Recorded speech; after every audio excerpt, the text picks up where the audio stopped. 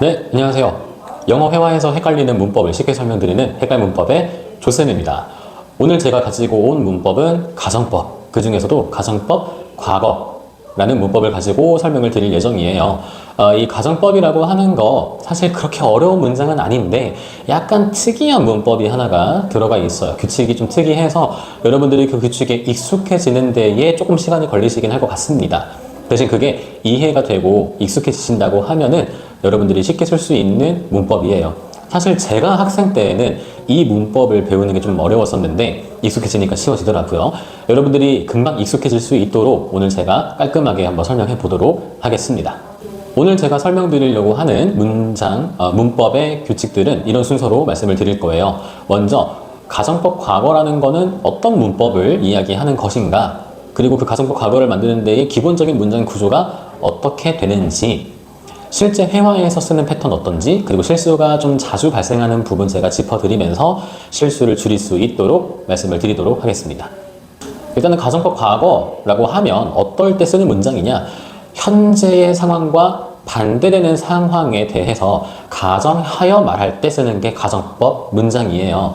자, 근데 여기에서 여러분들이 조금 헷갈려 할 수 있는 게 문법의 이름은 가정법 과거인데 실제로 의미를 어떻게 말하냐면은 현재의 상황에 대해서 반대되는 상황, 그러니까 가능성이 거의 없는 상황을 이야기할 때 쓰는 게 가정법 과거입니다.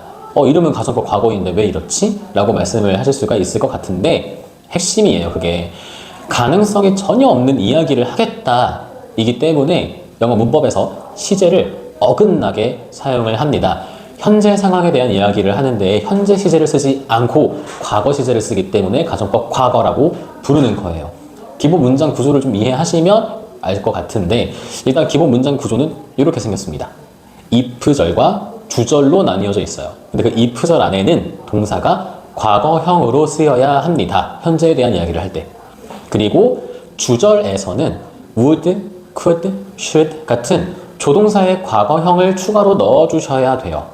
조동사가 들어갔으니까 그 뒤엔 동사 원형을 이어 붙이시면 되겠죠. 예문을 보면 이렇습니다. 내가 지금 고양이를 한 마리 키운다면 이름을 코코로 지을 거야. 자, if I had a cat, I would name it Coco. 동사가 had 과거형 쓰였고요.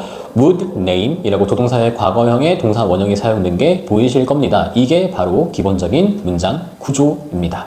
조금 더 자세하게 기본 구조를 좀 뜯어볼 건데 먼저 여러분들이 익숙해져야 되는 건 if절과 주절을 나눠서 생각해보자예요.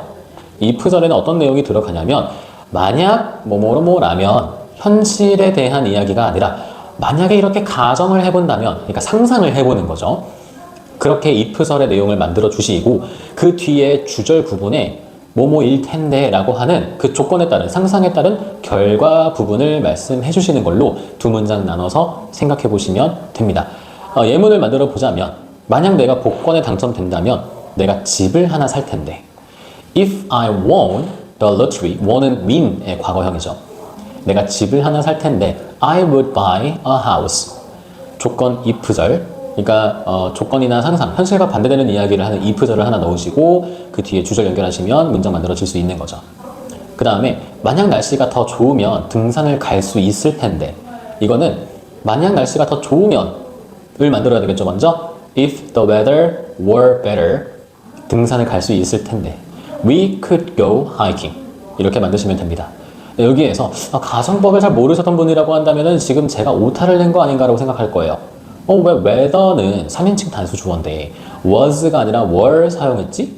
이렇게 저 오타 아닌가? 라고 생각하실 수 있는데 이것도 되게 독특해요. 가정법 비동사의 과거형은 was를 쓰지 않습니다. were로 고정적으로 사용합니다. 이유는 문법에서 왜 그건 그렇게 돼요? 라고 물어보셨을 때 적당한 이유를 댈 수 없는 부분들도 좀 있어요. 제가 생각하기로는 이게 가정법 문장이라고 하는 거는 실제 상황과 완전 반대되는 어긋난 이야기를 하는 거잖아요. 가능성이 없는 이야기를 하는 거란 말이에요. 비가 막 내리고 있는데 갑자기 이게 맑아질 것 같진 않다. 근데 만약에 맑다면이라고 얘기를 하는 거니까. 그래서 문법을 일부러 어긋내서 이건 현실성이 없는 문장이긴 한데 만약에 가정을 해보자면 이라고 표시를 해준다 라고 보시면 될 것 같아요. 그래서 was 대신에 were 사용해 주셔야 됩니다.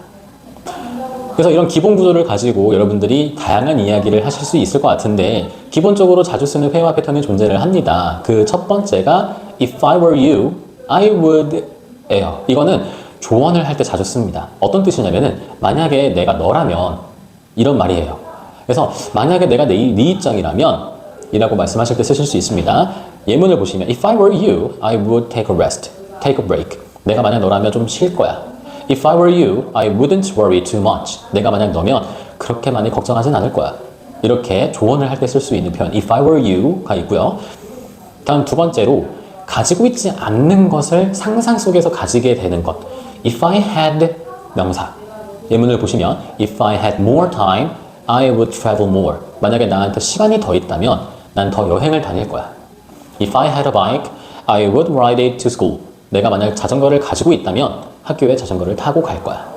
여러분들이 많이 쓰는 거는 내가 만약에 돈이 더 있다면이겠죠. If I had more money, I would buy a car, I would buy a house. 이렇게 사용하실 수가 있을 것 같습니다. 가지고 있지 않은 것을 상상 속에서 가지는 거. 굉장히 생활 속에서 많이 사용하겠죠.